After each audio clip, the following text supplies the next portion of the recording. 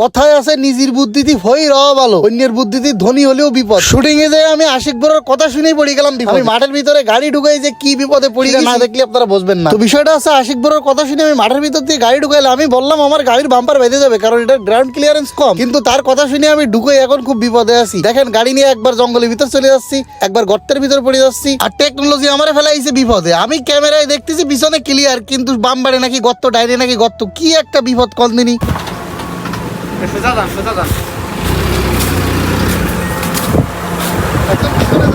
যাই হোক, অনেক কষ্টে অবশেষে আমরা আশিক বড়র কথা অনুযায়ী যে জায়গায় যেই ফাঁসি গেলাম ওই জায়গার থেকে উদ্ধার হয়ে গেলাম। তো আমরা চলে গেলাম সুন্দর একটা শুটিং স্পটে, যে জায়গার নাম হচ্ছে, আপনারা হয়তো অনেকবার শুনেছেন, সেটা হচ্ছে আমাদের শাহমান্দার তলা। সেখানে গেলাম হচ্ছে সরিষা বাগানে ভিডিও করার জন্য। আর এই সরিষা বাগানের লোভ দেখাইয়ে আমার আশিক বড় ওই ভাঙা রাস্তা দিয়ে ঢুকে বিপদে ফেলাই দিয়েছে অবশেষে।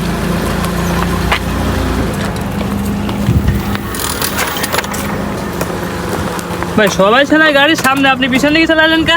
এই যে আশিকের কথা শুনে এই রোডে যায়, আমার সে গাড়ির বাম্পার বেঁধে যাচ্ছে। এই জন্য ইংরেজিতে একটা প্রবাদ আছে, নেভার হিয়ার ইউর ওই টিমমেটের কথা, বুঝতে পারিস? কথা শুনে আমি আজকে বিপদে পড়ে গেলাম। তো পরের কথা শুনে কোনোদিন না গর্তের ভিতর দিয়ে গাড়ি চালাই দেবেন না। আমার পিছনে বাম্পারটা ভেঙে গেছিল, পরে এসে আবার গ্যারেজের থেকে ঝালাই করা লেগেছে, টাকা পয়সা তো গেছে, জিনিসটাই নষ্ট হয়ে গেছে। তো ভালো থাকবেন সবাই, ভালোবাসি আপনাকে অনেক।